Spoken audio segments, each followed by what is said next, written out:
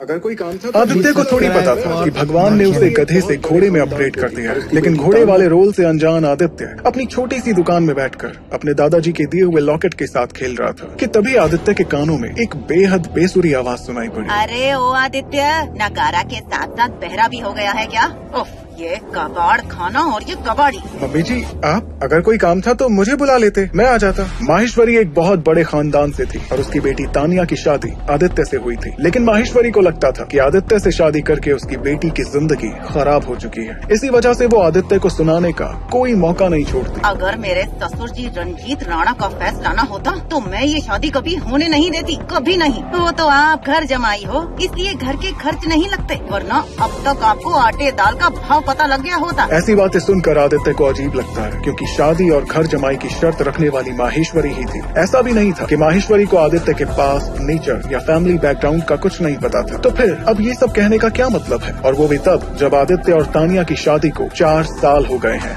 ये रोने धोने का झूठा नाटक जाकर तानिया के सामने करना, मेरे सामने नहीं। मैं तुम जैसे लोगों को अच्छी तरह समझती हूँ, इसलिए ये लो debit card. Debit card?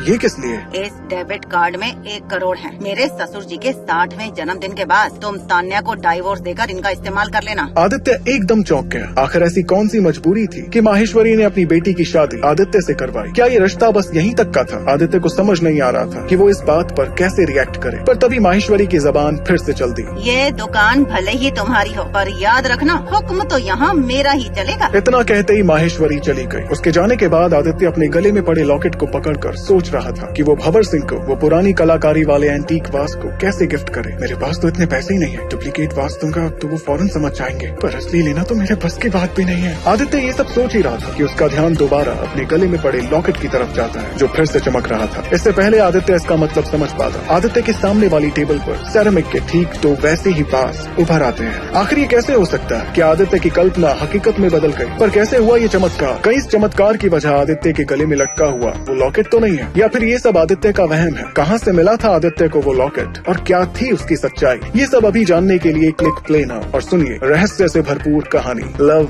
Luck और locket, only on pocket FM।